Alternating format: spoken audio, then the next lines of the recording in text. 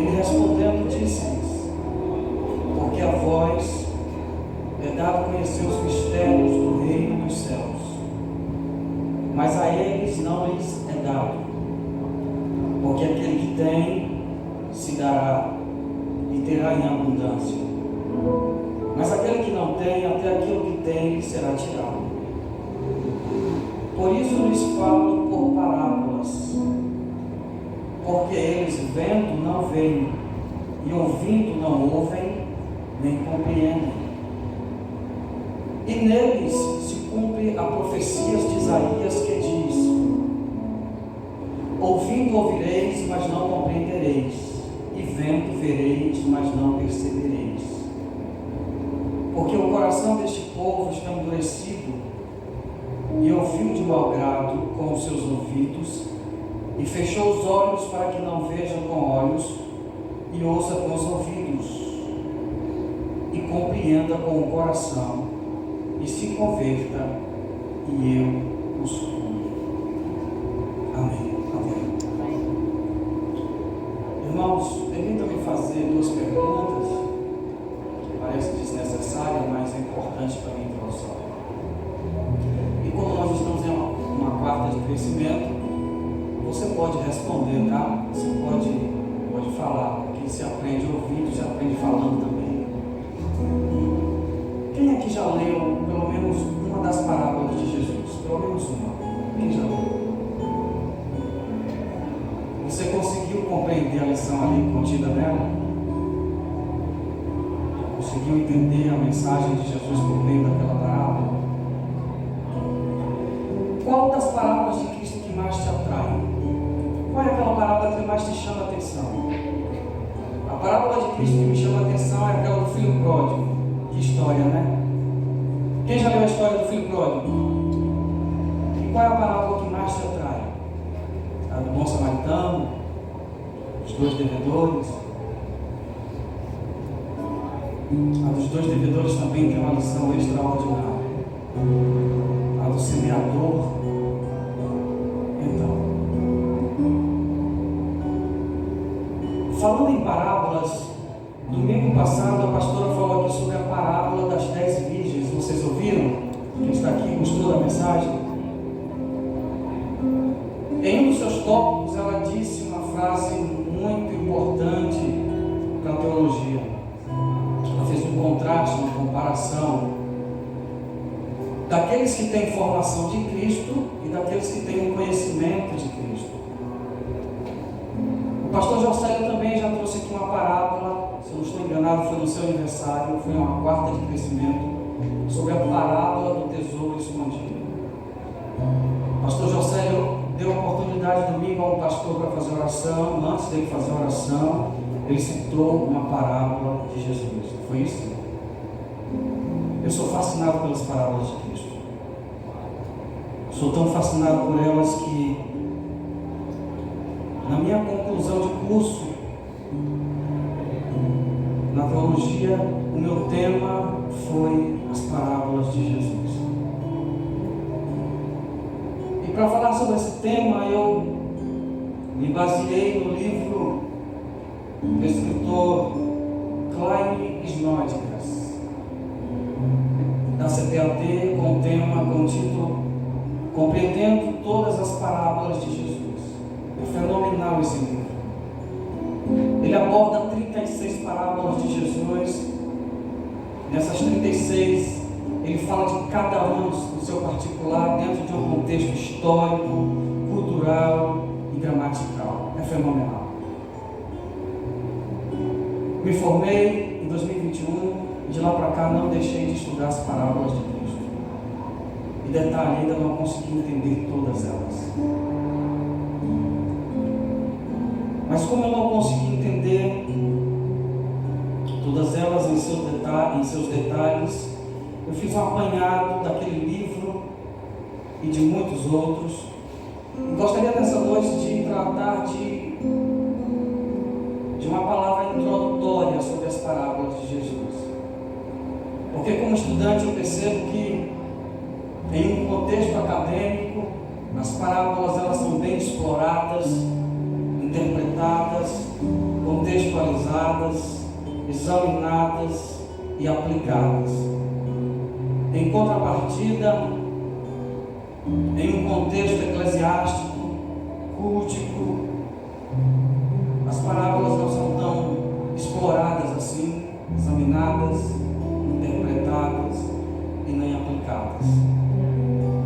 Eu quero te mostrar, por meio dessa introdução, é claro que eu não escutei o assunto, que as parábolas de Cristo, ela tem a proposta de nos levar a outro nível de espiritualidade. As parábolas de Cristo, ela tem a proposta de nos melhorar como pessoas, ser o melhor pai, o melhor mãe, o melhor líder, o melhor liderado, o melhor vizinho, o melhor funcionário, por aí vai. As parábolas de Cristo são convites que nos dão acesso a ver e a provar o reino de Deus na prática. E é isso que eu quero te mostrar. Mas para isso eu preciso de tua atenção e de tua paciência, porque uma palavra introdutória, ela tende a ser mais informativa, teórica, cansativa. Então eu peço a tua paciência. Você vai me ajudar a pregar? Amém. Amém. Queridos, os teólogos concordam entre si, que cerca de 1/3 dos ensinamentos e pregações de Cristo foram feitos por meio de parábolas. O que os estudiosos não estão de acordo é sobre a totalidade das parábolas narradas por Cristo. Há quem diga que Jesus narrou cerca de 36 a 66 parábolas. Outros sugerem que Jesus falou cerca de 25 a 70 parábolas. O que gera toda essa discrepância é que a palavra parábola, em um contexto acadêmico, em um contexto bíblico, o seu significado é muito amplo, é muito vasto. Por exemplo, parábola no grego basicamente significa comparação, similitude, analogia. Exemplo disso, em algumas parábolas, Jesus iniciou elas assim: com que compararei o reino dos céus? Quando ele não inicia assim, diz assim: o reino dos céus é semelhante a. A palavra parábola também pode significar uma metáfora. Exemplo disso está na parede. Mateus 5,13, Jesus Cristo disse: vós sois o sal da terra e a luz do mundo. Parábola também pode significar uma anedota, um provérbio, um ditado popular, uma charada. Lucas 4, verso 23, Jesus disse assim: médico, cura-te a ti mesmo. Olha que coisa, uma frasezinha, é uma parábola. Parábola também pode significar um enigma. Marcos 3, 23, Jesus fez a seguinte pergunta: pode Satanás expulsar Satanás? Parábola também pode ser comparado ou pode ser visto como um contraste. Lucas 18, do 1 a 8, Jesus narra a parábola de um juiz muito mau, um juiz que não temia Deus. E também na história, na trama, tem uma viúva que tinha uma causa na justiça. E todos os dias essa viúva ia até o juiz para solucionar o seu problema, e ele não solucionava. Mas chega um momento do enredo que Jesus disse que, de tanto ela insistir, o juiz diz assim: eu vou aceitar, eu vou ajudar essa viúva, porque assim ela para de me abusar. É aí que Jesus faz um contraste e diz assim: se um juiz, sendo mau, soube fazer o bem, quanto mais o vosso Pai que está nos céus não fará o bem para todos aqueles que buscarem a Ele. E por fim, parábola pode conter elementos alegóricos. Não é alegoria, mas pode conter. Exemplo disso, Marcos 4, verso 3 em diante. Já está cansado? Não, né? Marcos 4, do 3 ao 8. Jesus conta a parábola do semeador que saiu para semear, plantar sua semente e encontra alguns solos ruins para frutificar.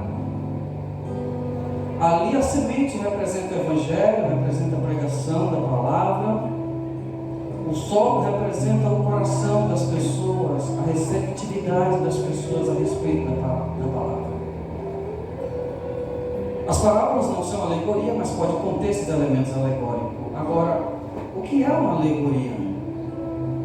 É espiritualizar todos os detalhes de um texto, de uma narrativa, é mistificar todos os detalhes de um texto.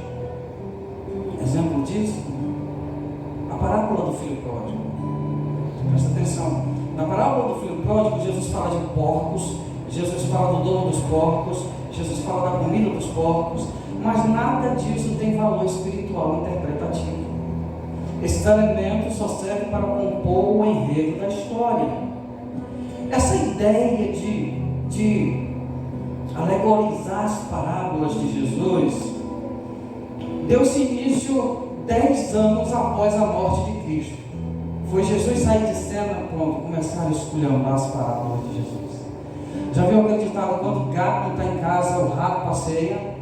Agostinho de Hipona foi um que alegorizou as parábolas de Jesus. Fato é que a palavra parábola ocorre 50 vezes em todo o NT, Novo Testamento. 48 vezes estão inseridas nos evangelhos sinóticos, Mateus, Marcos e Lucas. 2 vezes apenas está inserida na carta aos Hebreus.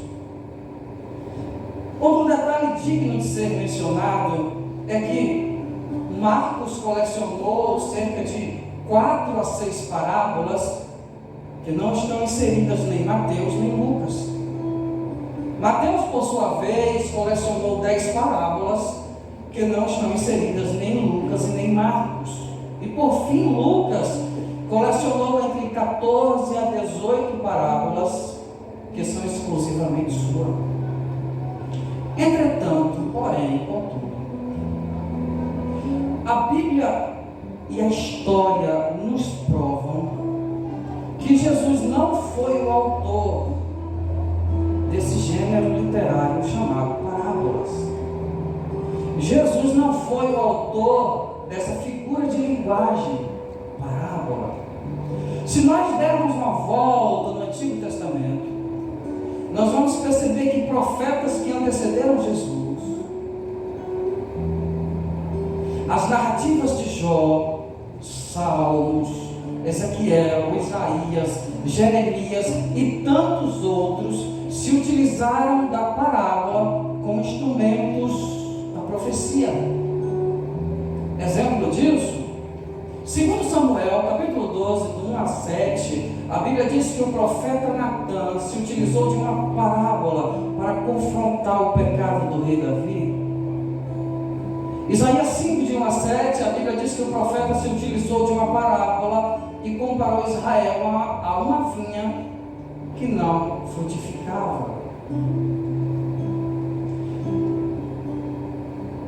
Se os comentaristas estiverem certos a respeito de Salmo 78, verso 2, ao dizerem que esse texto é uma profecia que faz alusão a Cristo, Cristo veio para cumprir.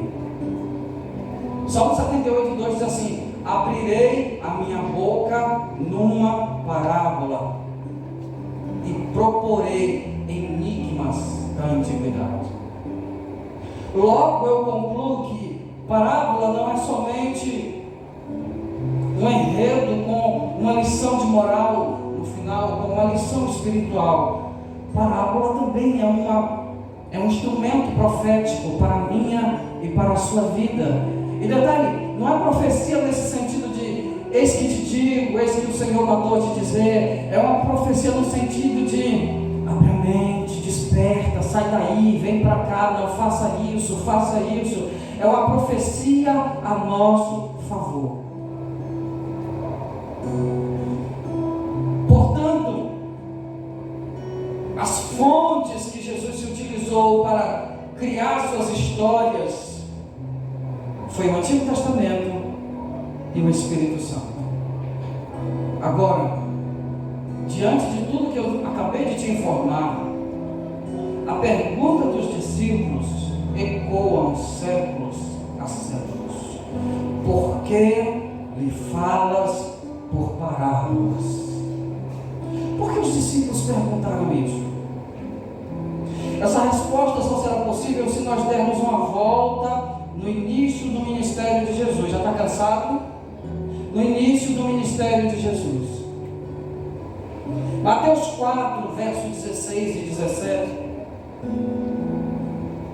Quando Jesus vence Satanás no deserto, a Bíblia diz que o Espírito leva Jesus até Galileia, e é lá que ele dá início ao seu ministério. Parece-me que a pregação de Cristo era uma pregação muito simples.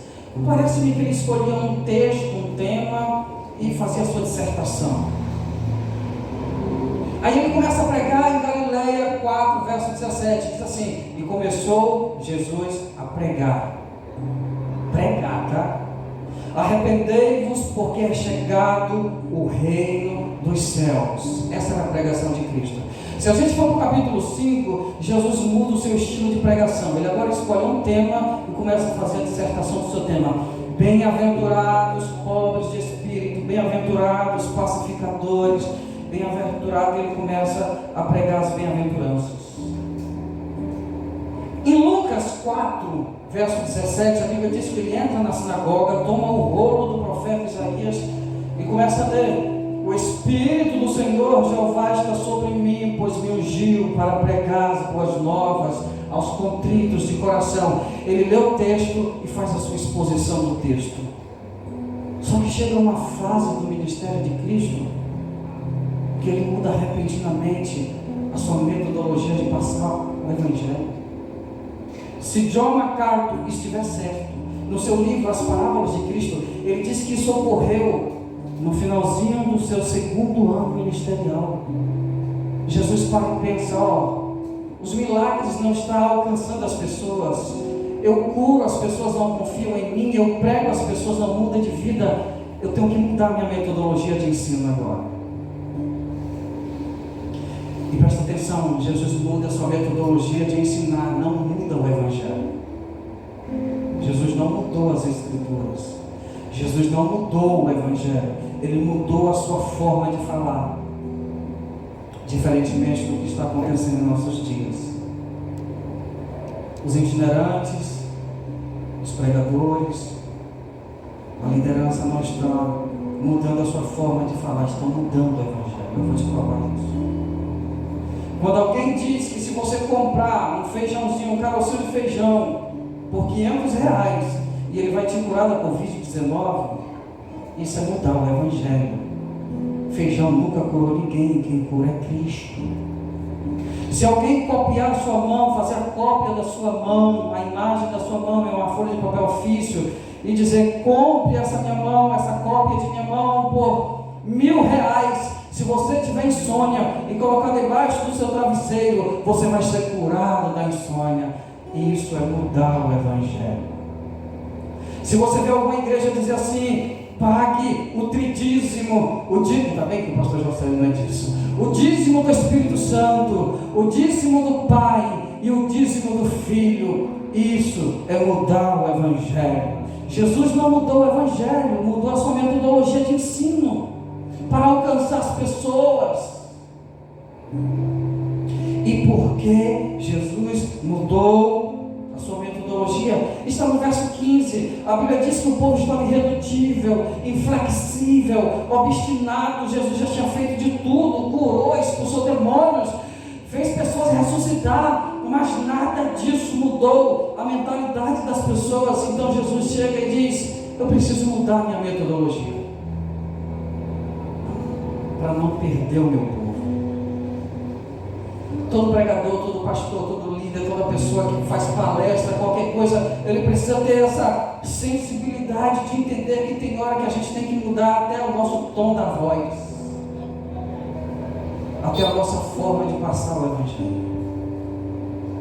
Eu me recordo uma vez que eu fui convidado para pregar em uma dessas igrejas, pastor, neopentecostal. Vocês sabem o que é neopentecostal? É profecia do início ao fim. É o povo falando em línguas estranhas o tempo todo. É o povo pulando, dançando, rodando no meio. Rapaz, eu não sabia que era neopentecostal, mas eu fui. Quando eu cheguei com Léa na porta do templo, Léa estava gestante, eu já fui recebendo com profecia. Alguém botou a mão na barriga de Léa, já com o olhinho ungido, e começou a ungir a barriga de Léa. Eu falei, deixa eu ver o que vai dizer. Aí começou a ungir a barriga de Léa, já começou a profetizar. Eu falei, rapaz, já foi receber profecia. Quando eu entrei no templo, tinha um irmão lá no fundo que estava pulando assim, estava batendo a cabeça no teto. Tinha um que estava rodando com aquela saia rodada assim, que a saia fazia assim. Eu falei, rapaz, onde foi que eu vim parar? Estava um Pentecostes naquela igreja. Eu sentei juntamente com Léa. Aliás, eu ajoelhei, Léa não podia ajoelhar, estava gestante. Quando eu levantei, Léa fez assim, botou a mão para ninguém fazer a leitura do labial e disse, e agora? Eu tentei passar força para ela, mentira que eu estava com medo. Eu disse, não, está tudo no controle de Deus. Eu disse para Deus, e agora, Deus? Não é meu estilo. Eu tenho 3 alternativas. Primeiro, ou eu caio no barulho, começo a gritar aqui, todo mundo começa a pensar que é Deus que está me usando. Segundo, ou eu vou ser eu mesmo, sem perder minha identidade. Ou terceiro, o Espírito Santo tem que dar uma estratégia, porque senão não vai sair nada. Eu não sei te dizer como, porque não dá para a gente explicar a nossa intimidade com Deus, mas é como o Espírito Santo falasse assim comigo, não fale alto, não mude o tom de voz, não grite, não caia no barulho, porque o povo não precisa de poder, precisa de ensino. Eu falei, tá certo. Estavam todo mundo falando em línguas. O irmão continuava lá pulando. Não sei quem desligava aquele irmão que ficava pulando, mas a irmã ficava com a saia rodada lá, rodando. E era um falar em línguas, e era uma profecia para lá, profecia para cá. Vamos ouvir agora o preletor da noite, irmão Santo. Irmão Santo disse, não, vou fazer o que o Espírito disse. Peguei o microfone. Quem quer ser ouvido, quem quer ouvir e quem quer ser ouvido, tem que fazer silêncio, né? Se você quer ouvir, você vai fazer silêncio. Então eu falei, já sei o que eu vou fazer. O Espírito Santo me deu aqui a dica, eu vou fazer isso. Irmãos, a paz do Senhor. A igreja está continuando. Glória a Deus, aleluia. Parece que eu tinha falado. Agradeço a Deus pela oportunidade, pela pastora, nos concedeu a oportunidade. Eu me lembro até o texto. Olha que tem tempo, eu me lembro do texto, do versículo. Só não me lembro como foi que eu preguei. Eu falei, abra sua Bíblia, por favor, no livro do profeta Joel, capítulo 2, verso 13. Rasgai os vossos corações e não as vestes. Olha que texto, estava combinando com o ambiente. Mas eu disse, não vou cair do povo não. Eu comecei a falar pausadamente. O povo parou. O irmão que estava pulando, alguém desligou ele e ele sentou. A irmã que estava rodando, parece que ela ficou tonta e ele sentou. Ficou um silêncio na igreja e eu comecei a falar pausadamente, porque o profeta Joel. Quando eu entreguei o microfone, a pastora olhou assim para mim e disse assim, fica aqui. Aí tem que trazer esse irmão aqui de volta de novo. Fala a verdade, igreja. Aleluia. Quando eu desci do altar, todo mundo veio falar comigo. E o Espírito Santo falou, eu não disse? Eles não precisavam de poder, precisam de ensino. E Jesus olha para o seu povo e ele entende, não é de milagre que o povo precisa ver, não é de ver um morto reviver. Eu tenho que mexer na mentalidade desse povo. Então Jesus muda o seu método de ensino. Eu disse na minha dissertação que com os milagres e curas, Jesus tocou na matéria do ser humano, no físico, na estrutura. Mas com as parábolas, Jesus tratou diretamente da consciência, da mentalidade, do raciocínio lógico, do bom senso. Mateus 21, Jesus Cristo contou a parábola dizendo assim: havia um pai que tinha 2 filhos. Aí o pai chegou para o primeiro e disse: meu filho, vai para minha vinha trabalhar. O filho disse: eu vou, meu pai, mas não foi. Aí o pai vai para o segundo filho e disse: meu filho, vai para minha vinha trabalhar. O filho diz: eu não vou não, meu pai, mas depois foi. Aí Jesus disse assim: qual desses fez a vontade do pai? Quando Jesus disse qual desses, qual dos filhos fez a vontade do pai, Jesus está forçando os seus ouvintes a pensar, raciocinar, ter raciocínio lógico, consciência. Qual dos dois realmente? De fato teve um que disse que não foi, mas o que disse que não ia foi. Então as parábolas têm esse propósito de provocar o nosso raciocínio lógico, diferentemente das pregações na atualidade. Boa parte das pregações, os pregadores querem mexer com o arrepio do teu corpo. Os pregadores querem mexer com as lágrimas dos teus olhos, quer tocar na tua emoção, no teu psicológico. Aí você grita, canta, dança, chora, e quando pergunta o que aconteceu lá, eu não sei, eu só sei que foi uma bênção. Querem mexer com o teu psicológico, com a tua fé, mas não mexe com a tua razão. Paulo diz o quê? Que o nosso culto deve ser o quê? Racional. Está cansativo, né? Presta atenção e eu já vou concluir. Por que Jesus quer que eu e você abra a mente? Por que Jesus quer mexer com a nossa consciência? Por que Jesus quer que a gente mude de mentalidade? Eu disse no princípio do sermão que as parábolas, ela tem a proposta de nos mudar como pessoas, de nos levar a um outro nível espiritual.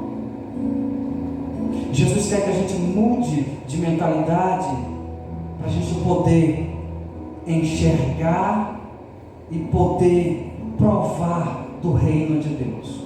Presta atenção, Mateus 13, esse Mateus que está aberto aí em sua Bíblia, Jesus narra aqui 7 parábolas. Quanto? Para ver se vocês estão acordados? 7, eu já vi gente bocejando, viu? 7 parábolas. Das 7, 6 vezes Jesus repete a mesma frase. Jesus diz assim: o reino de Deus, no verso 24, é semelhante a. No verso 31 ele narra outra parábola com a mesma frase: o reino de Deus é semelhante a. No verso 33, 44, 45 e 47 ele narra outras parábolas com a mesma frase: o reino de Deus é semelhante a. Por que é que ele diz que o reino de Deus é semelhante?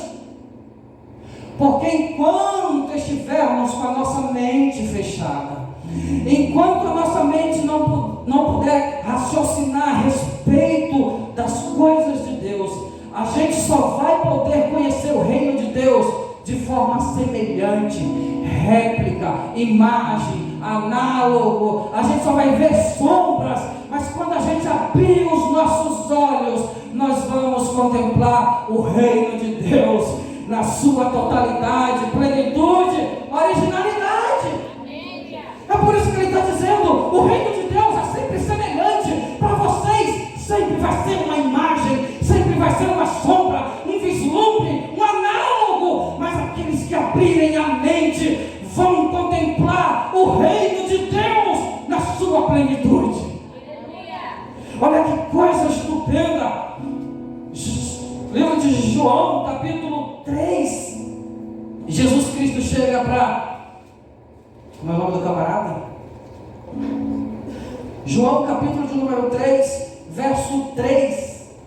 Jesus chega para Nicodemos, lembrei o nome dele, e diz assim: aquele que não nascer de novo não pode ver o reino de Deus. As parábolas querem que você faça isso, enxergue o reino de Deus. Mas só que chega no versículo 5, Jesus muda de ideia e diz assim: Jesus respondeu: na verdade te digo, que aquele que não nascer da água e do Espírito, não pode entrar no reino de Deus. As parábolas não querem que você apenas enxergue, mas entre e prove, antecipe, antegozo. Antes da gente subir, já sente o reino aqui na terra, no nosso cotidiano. É isso que Jesus está dizendo. As minhas parábolas vão provocar esse antigozo em vocês, esse desejo de vocês desfrutar na terra do que está acontecendo lá em cima. Glória a Deus. Tem gente que sabe o que é entrar em outro país e desfrutar da cultura do outro país. Tem gente que sabe o que é entrar na casa de um prefeito e participar da mesa com ele, mas não sabe o que é entrar no reino de Deus e desfrutar do próprio Deus. É isso que as parábolas querem fazer, nos forçar a enxergar e a ver o reino de Deus. Só que tem gente que só vai ficar na primeira fase, só vai ver o reino de Deus, nunca vai poder entrar. Deus disse para Moisés: Moisés, dá uma olhada na terra que eu vou dar para Israel, mas tu não pode entrar. As parábolas não querem que você fique apenas na visão, mas prove do reino de Deus. A porta está aberta, você vai entrar ou vai ficar aí sentado ali? Para terminar, Romanos 14, verso 17, Paulo diz assim: porque o reino de Deus não é comida, nem bebida, mas paz, gozo no Espírito. Aleluia. Você tem paz? Amém. Bem-vindo ao reino. Você tem gozo no Espírito? Não é gozo porque você passou no vestibular, porque conseguiu um noivo. É gozo no Espírito. Está sozinha, mas tem gozo no Espírito. Está passando por lutas, tem gozo no Espírito. Tudo está dando errado, mas tem gozo no Espírito. As portas se fecharam, mas tem gozo no Espírito. A tribulação vem, mas tem gozo no Espírito. As tentações se levantam, mas tem gozo no Espírito. Satanás diz: você vai perder, mas você tem gozo no Espírito. O reino de Deus não é comida nem bebida, mas paz,